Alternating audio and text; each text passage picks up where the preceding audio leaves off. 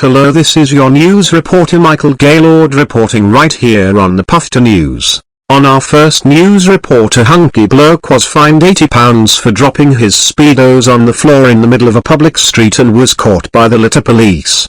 The man formally apologized for dropping his speedos on the floor and he was rewarded with a lovely trip to court where he was forced to pay the £80 fine.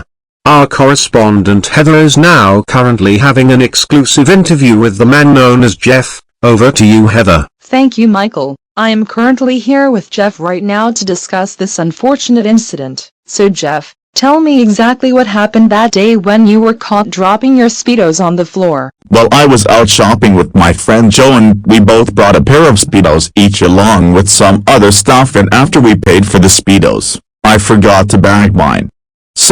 Also I opened up my shopping bag to put the speedos in.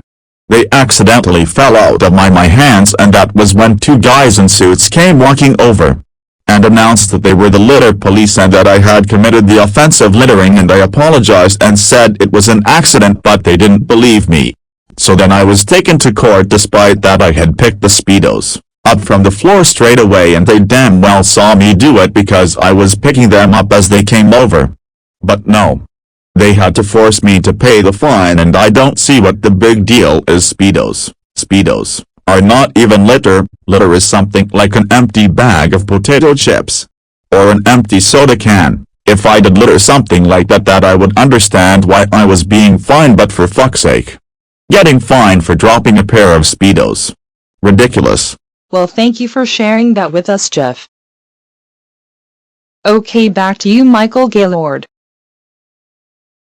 Thank you, Heather. In other news, local gay couple Albert and Ernest celebrated their 50th anniversary of being together. The pair officially became a couple 30th of July 1966 and made the shocking announcement that they are engaged to be married after 50 years of being together. We now go over to Albert and Ernest for a live interview. Hello Alberto and Ernest, you are both on poofter News for an exclusive interview. So tell me, gentlemen, how does it feel being together for as long as 50 years? Well, to be honest, it is kind of weird. The interns didn't think that we would be together for this long, but we have, and I have to say it's a great feeling. Wow.